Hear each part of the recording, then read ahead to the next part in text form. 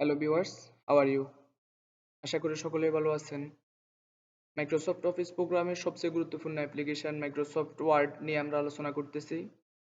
ধারাবাহিক টিউটোরিয়ালের আজকে পঞ্চম ক্লাসে আমরা টেবিল সম্পর্কে আলোচনা করব। তো ইতিপূর্বে আমরা মাইক্রোসফট ওয়ার্ডের হোম রিবন নিয়ে সম্পূর্ণ আলোচনা করেছিলাম এবং ইনসার্টের কিছু আলোচনা করেছিলাম। আজকে আমরা ইনসার্টের সবচেয়ে গুরুত্বপূর্ণ টেবিল নিয়ে আলোচনা করব। আর শুরুতেই বলে রাখি, টেবিলটি হচ্ছে সবচেয়ে গুরুত্বপূর্ণ ইনসার্টের মধ্যেই।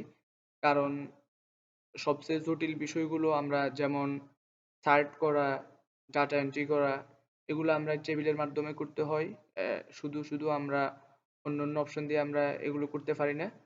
তো টেবিল সবচেয়ে গুরুত্বপূর্ণ, তাই আমরা আজকে টেবিলের সব অংশগুলোই আজকে আমরা আলোচনা করব। তো ইতিপূর্বের 4টি ক্লাস যারা এখনো দেখেন নাই তারা অবশ্যই আমার চ্যানেল থেকে অথবা স্ক্রিনে ওঠা আই লিঙ্ক থেকে আপনারা এখানে ক্লিক করে আপনারা ওই ভিডিওগুলো দেখে আসতে পারেন।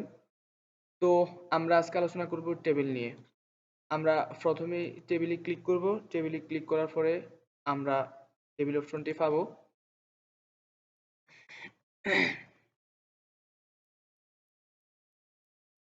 তো প্রথমেই আমরা টেবিলে আসব। টেবিলে আসার পরে ক্লিক করার পরে ইনসার্ট টেবল একটা অপশন আছে, ইনসার্ট টেবল। এখানে আসার পরে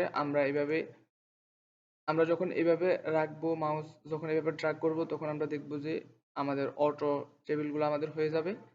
আমরা যতগুলো রো এবং যতগুলো কলাম দরকার আমরা এখান থেকে আমাদের আহ, যত ইচ্ছা আমরা এখান থেকে আমরা ক্রিয়েট করতে পারি। এটা হচ্ছে প্রথম অপশন। দ্বিতীয় অপশন হচ্ছে আমরা এখান থেকে ইনসার্ট টেবিলে ক্লিক করার পরে আমাদের এখানে একটা উইন্ডো আসবে। আমরা এখানে লিখে দিতে পারি, যেমন আমরা ৬টা কলাম এবং আমাদের ৩টা রো আমরা এইভাবে দিয়ে ওকে দিলে আমাদের এটা চলে আসবে। তো আমরা দেখলাম কিভাবে টেবিল ইনসার্ট করতে হয়। তারপরে হচ্ছে ড্র টেবিল, অর্থাৎ আমরা যদি আমাদের আঁকা প্রয়োজন হয় তখন আমরা এভাবে ক্লিক করে কলম আসবে, আমরা এইভাবে করে আমরা টেবিলটা আঁকতে পারি। এইভাবে এইভাবে আমরা টেবিলটা এঁকে নিতে পারি। যতটা কলাম দরকার ততটা কলাম, যতটা রো দরকার আমরা ততটা এইভাবে আমরা এঁকে নিতে পারি। তারপরে আমরা যেটা দেখব সেটা হচ্ছে টেবিল আঁকার পরে টেবিলের যে কাজগুলো আমাদের করতে হয়। যেমন আমরা এখান থেকে একটা টেবিল ক্রিয়েট করার পরে আমাদের টেবিলগুলা এই যে এখানে একটা আইকন আসবে, আমরা এখান থেকে টেবিলকে বড় ছোট এভাবে আমরা করে নিতে পারি। এখানে আমাদের মুভ চিহ্ন আসবে, এই যে কর্নারে আসার পর আমাদের মুভ চিহ্ন আসবে, এখান থেকে আমরা মুভ করিয়ে নিতে পারি টেবিলকে, যেখানে ইচ্ছা আমরা ওইখানে মুভ করে আমরা ওখানে রাখতে পারি। তারপরে আমরা এইভাবে আমরা এই যে কার্সরটা এখানে লাইনে আসার পরে এভাবে আসবে, আমরা এখান থেকেও আমরা আমাদের মতো করে আমরা এখানে বড় ছোট আমরা করে নিতে পারি। একইভাবে আমরা এগুলোকেও আমরা এইভাবে বড় ছোট আমরা করতে পারি। ঠিক একই জিনিস আমাদের অন্যান্য অপশনে আছে, আমরা ওগুলা দেখবো এখন।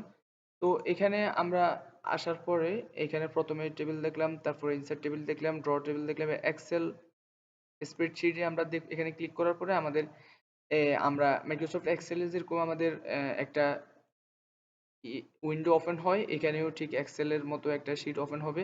এবার আমরা এখানে কিছু লিখার পরে এভাবে লিখে আমরা যখন বাইরে এভাবে ক্লিক করব আমাদের এক্সেলের মতো একটা টেবিল আমাদের ক্রিয়েট হয়ে যাবে। আমাদের আবার আমরা এখানে যখন ডাবল ক্লিক করব আমাদের আবার চলে আসবে, আমরা এখান থেকে আবার আমরা ডাটা এন্ট্রি করতে পারবো। আমাদের দরকার হলে আমরা এখান থেকে বর্ডার দিয়ে নিতে পারবো। এখানে দেওয়ার পরে আমরা এখান থেকে আমরা অল বর্ডার দিয়ে দিব। এই যে আমাদের বর্ডার হয়ে গেল, আমরা বাইরে ক্লিক করবো এখন, এই যে আমাদের একটা টেবিল হয়ে গেল। তারপরে আমরা যেটা দেখব সেটা হচ্ছে কুইক টেবলসে আমরা যাওয়ার পরে এভাবে আমাদের নমুনা টেবিল আসবে, যেখান থেকে আমরা ক্যালেন্ডার স্টাইলে আমরা এখানে এইভাবে আমরা কয়েকটা টেবিল পাবো। আমাদের যে স্টাইল দরকার স্টাইল এভাবে নিয়ে আমরা এখানে আমরা টেবিলগুলো আমরা এখান থেকে আমরা ইয়ে করতে পারি।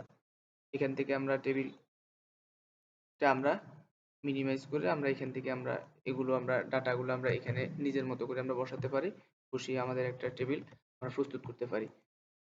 তো আমাদের টেবিলটি আমরা আঁকার পরে আমাদের ২টা অপশন ওপেন হবে, একটা হচ্ছে ডিজাইন আর একটা হচ্ছে লেআউট।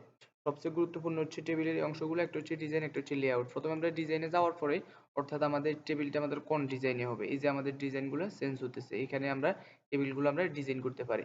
তারপরে এখানে আছে শেডিং, এখান থেকে আমরা টেবিলের আমরা শেডিং দিতে পারি, অর্থাৎ আমরা টেবিলের কালার দিতে পারি। এখান থেকে কালার, এখান থেকে নো কালার, কালার দিয়ে এখান থেকে নো কালার দিলে কালার চলে যাবে। এখান থেকে আমরা মোর কালার আমরা এখান থেকে আমরা সিলেক্ট করে আমরা দিতে পারি। তারপর হচ্ছে বর্ডার্স, অর্থাৎ আমাদের এখানে তো বর্ডার দেয়া আছে, এখানে দিলে আমাদের টপ বর্ডার, অর্থাৎ টপ বর্ডারটা আমাদের উঠে যাবে, এই যে উঠে গেছে। এখানে দিয়ে আমাদের যদি আমাদের বর্ডার, এই যে আমাদের বর্ডার যদি না দরকার হয় আমরা অল বর্ডারে ক্লিক করব, আমাদের বর্ডারটা আমাদের চলে যাবে। এই যে এখান থেকে আমরা যদি দিই আমাদের রাইট বর্ডারটা আমাদের চলে যাবে। এভাবে আমরা এখান থেকে বর্ডার কমাতে পারি। এখানে আসি, আমরা এখানে দেখবো আমাদের এখানে ড্র টেবিল আছে, ওই যে ওইখান থেকে এখান থেকে যেরকম আমরা টেবিলটা এখান থেকে ড্র করতে পারি, ঠিক একইভাবে আমরা এখান থেকে ডিজাইনে এখান থেকে আমরা ড্র টেবিল নিতে পারি। এই যে এখানে আমরা এবার ড্র করতে পারবো, এভাবে আমরা টেবিলটা ড্র করতে পারবো। এর পাশে আসছে ইরেজার, ইরেজার দিয়ে আমরা এই যে এখানে ক্লিক করার পরে ইরেজার চলে আসছে, ইরেজার দিয়ে আমরা মুছে দিতে পারবো। যে লাইন আমাদের দরকার নেই ওই লাইন আমরা এইভাবে মুছে দিতে পারি। আবার ড্র টেবিল দিয়ে আমরা ওই লাইনগুলো আমরা এইভাবে ডিলিট করতে পারি। এখানে আছে ফ্যান কালার, অর্থাৎ আমাদের যে কলমটা নিব, ড্র টেবিলে যে কলমটা নিব, এখানে ক্লিক করার পরে আমাদের কলমটার মোটা, অর্থাৎ মোটা চিকন এখান থেকে আমরা নিতে পারি। এখান থেকে আমরা ফ্যানের কালারটা নিতে পারি। এখান থেকে ধরুন আমরা এই কালার নিলাম এবং ৩ ফিট আমরা চওড়া নিলাম। এখান থেকে ক্লিক করার পরে এই যে এরকম করে মোটা হয়ে যাবে। ঠিক একইভাবে আমরা এখান থেকে আমরা চিকন করে নিতে পারি। ফ্যানের কালারও আমরা ইচ্ছা করলে আমরা এখান থেকেও পেন্সিলের কালারটা আমরা চেঞ্জ করতে পারি। অটো কালার আমাদের সবসময় থাকবে। তো এটা হচ্ছে টেবিলের ডিজাইন অংশ। তারপরে আমরা দেখব লেআউট। টেবিলের লেআউটটা খুবই গুরুত্বপূর্ণ, কারণ লেআউট দিয়ে ধরুন আমরা একটা টেবিল আঁকার পরে আমাদের উপরে আরেকটা রো দরকার, এপাশে একটা কলাম দরকার। তো আমরা এগুলো আঁকার জন্য আমাদের লেআউটে যেতে হবে। লেআউটে যাওয়ার পরে আমাদের কয়েকটা অপশন আসবে। এখান থেকে সবচেয়ে গুরুত্বপূর্ণ অংশগুলো আমরা দেখাচ্ছি। সিলেক্ট মানে হচ্ছে সিলেক্ট করা, এটা আমরা এভাবেও আমরা মাউস দিয়ে আমরা এভাবে সিলেক্ট করতে পারি, এভাবে আমরা সিলেক্ট করতে পারি। এখান থেকে আমরা সিলেক্ট অংশ নিয়ে, এটার সমস্যা নাই, এটা মাউস দিয়েও করা যায়। এই যে মাউস সিলেক্ট হচ্ছে ভিউ গ্রিড, অর্থাৎ আমরা আমাদের এখান থেকে উঠে দিলে আমাদের গ্রিডটা উঠে যাবে। অর্থাৎ আমরা এখানে যখন টেবিলের যখন বর্ডার কেটে দিব তখন আমরা এখানে এরকম এরকম একটা দেখা যাবে, যেটা প্রিন্টে দেখা যাবে না, এটা এখানে দেখা যাচ্ছে। এটা আমরা এখানে ক্লিক করার পরে দেখুন এটা চলে গেছে। এই গ্রিড অর্থাৎ ভিউ গ্রিড অর্থাৎ গ্রিড লাইনটা আমাদের দেখা যাবে। এটা ক্লিক করে আমরা রাখবো সবসময়। এরপর আমরা দেখবো ডিলেট, অর্থাৎ এখানে দিলে আমাদের টেবিলগুলো আমাদের ডিলিট হয়ে যাবে। ক্লিক করার পরে ডিলিট, আমরা সেল ডিলিট করব নাকি আমরা কলাম ডিলিট করব নাকি আমরা রো ডিলিট করব নাকি আমরা পুরো টেবিলটাই ডিলিট করব। তখন আমরা পুরো টেবিলটা ডিলিট করে দিলাম। এভাবে আমাদের পুরো টেবিলটা ডিলিট করা যায়। তারপরে লেআউটে যাওয়ার পরে আমাদের ফটো হচ্ছে ইনসার্ট অ্যাবভ, অর্থাৎ উপরে এখানে ক্লিক করার পরে উপরে আমাদের একটা টেবিল, একটা রো আমাদের ক্রিয়েট হবে। এখানে দেওয়ার পর আমাদের নিচে একটা টেবিল, একটা লাইন ক্রিয়েট হবে। ইনসার্ট লেফট, বামে আমাদের একটা টেবিল লাইন হবে। ইনসার্ট রাইট, রাইটে আমাদের একটা ক্রিয়েট হবে। এটা আমরা ডাটা এন্ট্রি করার সময় আমরা বুঝতে পারবো এগুলা কিভাবে করে। তারপর আমরা এখানে মার্জ সেল, অর্থাৎ আমরা এই তিনটা ঘরকে, আমরা এই ৩-৪টা ঘরকে আমাদের একসাথে করা দরকার। তখন আমরা এইগুলাকে সিলেক্ট করার পরে মার্জ সেলে ক্লিক করার পরে, অর্থাৎ আমাদের ৩-৪টা ঘর এক ঘরে আমাদের পরিণত হবে। তারপরে হচ্ছে আমরা এগুলো আমরা দেখে নিব, এগুলো অত গুরুত্বপূর্ণ না। এটা অর্থাৎ আমরা টেবিলের আমাদের কার্সরটা আমাদের কোথায় থাকবে, লেখা এখান থেকে শুরু হবে সর্বপ্রথম থেকে না মাঝ থেকে নাকি শেষ থেকে নাকি মাঝ থেকে নাকি মাঝের মাঝ থেকে নাকি শেষ থেকে, এইভাবে এগুলো আমরা দেখে দিব। টেক্সট হচ্ছে আমরা টেক্সটগুলোকে কি এভাবে রাখবো নাকি এভাবে রাখবো নাকি এভাবে রাখবো, এগুলো মোটামুটি সহজ আছে, আমরা এগুলো দেখে নিব।